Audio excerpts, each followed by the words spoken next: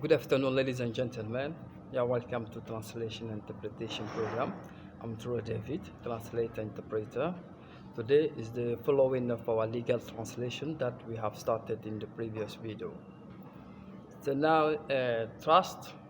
Okay, let's take codified law. Codified law. So we know that codified law is different from that of common law in the fact that codified law is written law that is set up by the legislative body. Meanwhile, the common law is not a written law or set by a legislative body. It's where they are different. So now, if you want to translate codified law from English into French, we say droit commun ou code juridique, ou bien les lois codifiées. Donc, bonsoir mesdames et messieurs, vous êtes les bienvenus au programme de traduction et d'interprétation. Je suis Touré David, traducteur-interprète. Aujourd'hui, c'est la suite de notre leçon sur la traduction juridique. Donc, pour ne pas beaucoup tarder, on va procéder directement à la traduction de ces termes-là. Codified law, ça veut dire en français le code juridique, ou bien la loi codifiée, ou bien généralement on peut dire droit commun en français. Parce que le droit commun en français, c'est un droit qui est appliqué, c'est un droit qui est écrit par un corps législatif et appliqué à tous. Donc nul n'est au-dessus de la loi. Tous les hommes sont égaux devant la loi. Elle est applicable à tous. Donc ce qui est le droit commun en français. Maintenant, si vous voulez traduire ça en anglais, l'équivalent, le correspondant, c'est codified law ou code law. Donc quand vous prêtez attention à la manière dont les Anglais parlent du système juridique, vous allez comprendre qu'ils s'adressent aux autres systèmes sur la base d'un code juridique. Ils les désignent comme code law ou codified law. Donc, dans le sens en français, ça sera le code, le droit commun ou bien le code juridique. Donc, codified law, c'est code juridique ou bien droit commun, dans le sens que c'est écrit et appliqué à tous et élaboré par un corps législatif. Maintenant, nous avons le mot trust. So, trust in English is part of a legal concept of Anglo-Saxon world. What is a trust? We have a law of trust. A trust is the fact that we have a transfer of property or goods to the trustee or to a person that will manage that property for the beneficiaries. Like they will manage the property for the client to be satisfied. The client is the beneficiary. So that is the definition of trust. And then we have a regulation concerning the trust that we call the law of trust. In case of dispute, litigation, or disagreement, we have a special court for that to settle this matter. That is the equity court. Where the importance of equity court concerning the law of trust. So, equity court is in charge of dealing with litigation related to trust. So now, let's define trust in French. Donc, trust en français, ça veut dire la fiducie. Maintenant, pourquoi la fiducie? Parce que la fiducie a été introduite en 2007 pour essayer d'avoir un droit similaire en France qui n'était pas là-bas auparavant, parce que c'était en Angleterre, dans les pays anglo-saxons. Donc, c'est un pays de Commonwealth. Donc, la fiducie, c'est quoi? La fiducie, c'est le transfert d'une propriété à une personne ou à une personne pour gérer cette propriété au bénéfice de la tierce personne. C'est-à-dire que, comme par exemple, moi je suis le propriétaire d'un immeuble, je donne l'immeuble à une personne de gérer et cette personne gère l'immeuble au profit des clients. Donc c'est ça la fiducie. Mais le sens de la fiducie ne représente pas exactement l'équivalent en anglais, ce qu'on appelle trust. Donc il y a une différence du fait que trust en Angleterre comment on appelle ça, a duré dans le système jusqu'à 300 ans. Donc, ils ont eu à améliorer les lois qui régissent le trust en cas de dispute. Ils ont eu à élargir aussi le domaine d'application du trust jusqu'à un certain niveau, même si au-delà de la mort, c'est-à-dire la succession aussi est gérée. Tandis que dans la fiducie française, la succession n'est pas gérée. Donc, l'effet juridique prend fin à la mort de celui qui gère la propriété, qu'on appelle le constituant.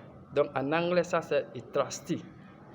Donc, le trust, la fiducie en français, a des limites jusqu'à un certain niveau par rapport au trust. Pour cela, on dit que ça n'a pas de sens exact. Ça n'a pas le sens exact de trust, mais ils essaient de gérer, ils essaient d'entacher d'une jurisprudence. C'est-à-dire qu'à chaque fois qu'il y a des manquements par rapport au système français, donc ils essaient de procéder à une jurisprudence pour essayer de veiller à l'application, à la manière dont les trusts internationaux sont respectés selon les règles et les lois qui sont ratifiées au niveau international. Donc,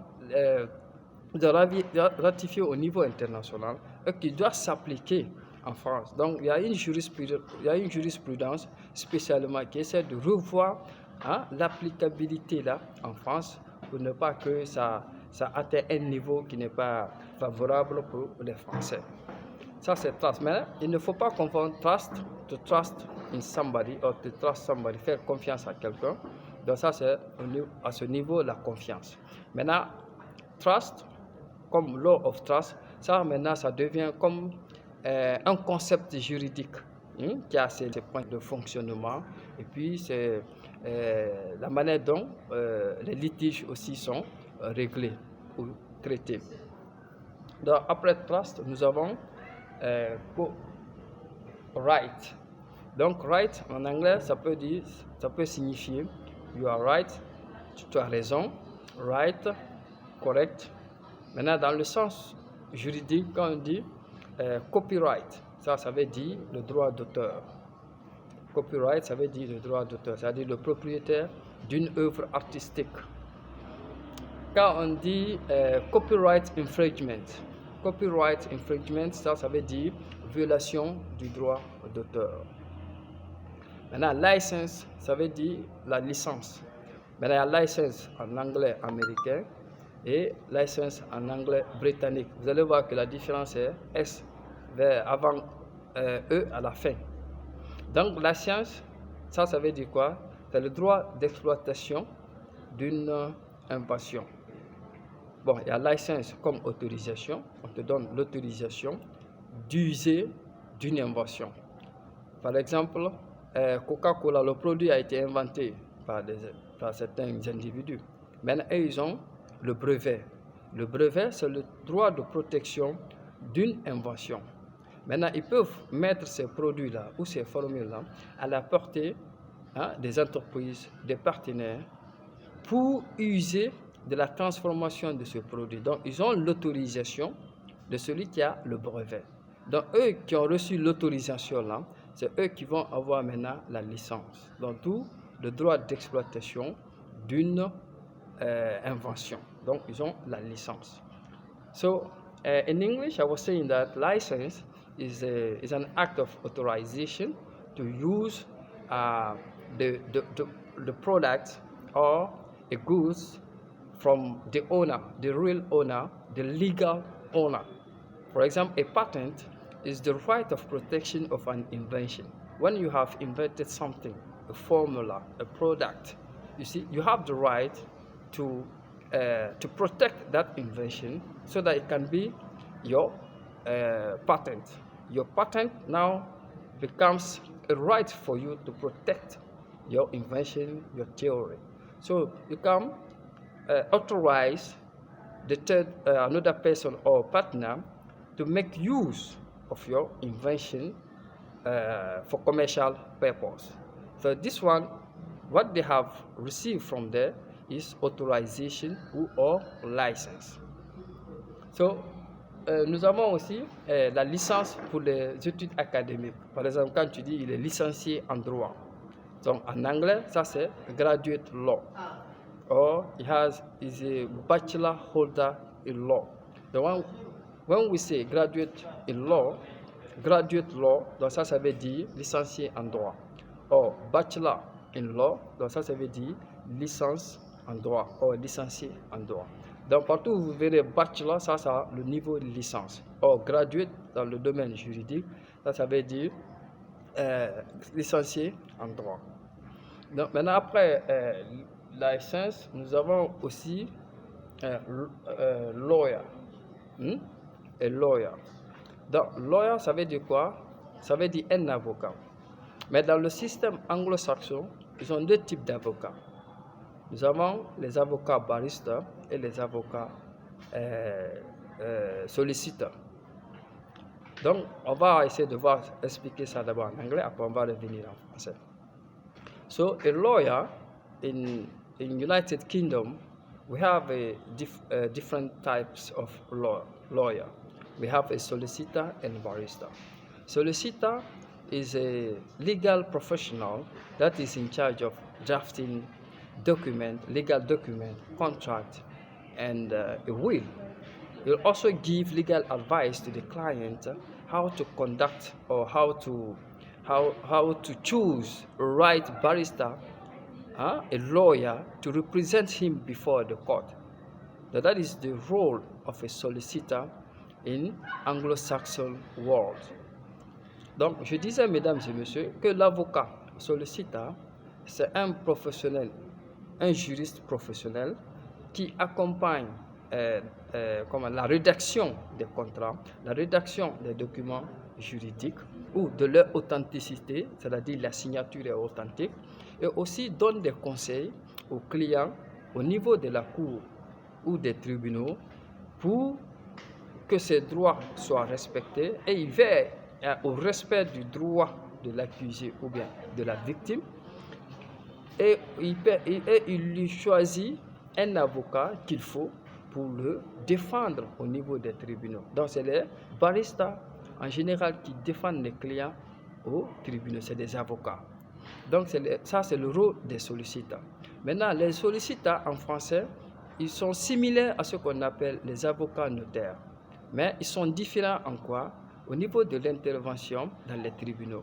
Dans le système anglo-saxon, les solliciteurs peuvent intervenir dans les tribunaux inférieurs. Tandis que dans le système juridique français, les avocats notaires n'interviennent pas au niveau des tribunaux. Donc, prenons les avocats.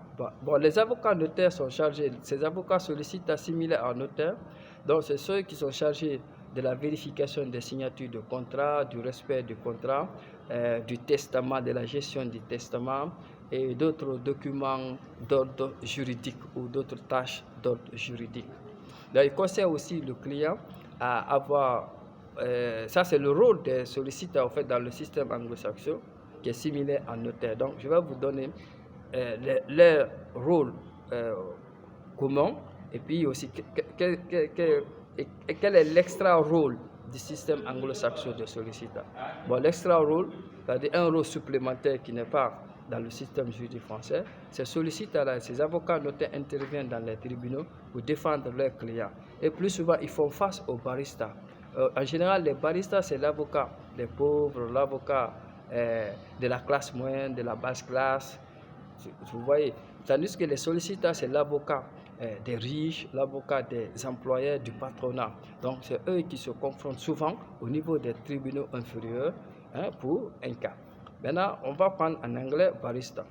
Donc, barista is a legal professional or legal practitioner before a court representing the client in order to defend his case.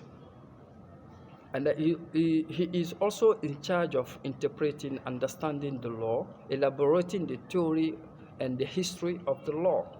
They are the law makers in real sense. They are the law makers. So they set the philosophy of law, that is the jurisprudence in an English language. Donc, mesdames et messieurs, barista, l'équivalent, c'est un avocat qui défend, qui représente les clients pour défendre leur cause devant la cour ou le tribunal. Donc, c'est eux qui sont chargés d'élaborer des lois, donner des avis juridiques et d'interpréter la loi. Et ils sont beaucoup plus focalisés dans les recherches de la théorie du droit et de leur histoire pour voir comment est-ce que la loi peut être intelligible, comment est-ce que la loi peut être comprise et comment la loi peut suivre aussi le principe de normativité. Donc, ils sont beaucoup dans les recherches, dans les recherches juridiques pour essayer d'avoir un niveau de satisfaction au niveau de la population et que cela soit appliqué à tous sans aucune distinction. Donc, mesdames et messieurs, on va s'arrêter ici. On va essayer de continuer dans la vidéo prochaine, Inshallah. Donc, ladies and gentlemen, we are going to stop here. After explaining what is barista, solicitor, trust, and so on, we'll continue in the next video to give some details about the solicitor and the barista. But we call barista in USA as a trial attorney. You see, and that the role of solicitor in Anglo-Saxon, like in United Kingdom, is different from that of US. So we'll come back to that in the next video. Ladies and gentlemen, kindly share, comment, and like it so that we can improve the content of the video. Thank you. Next time.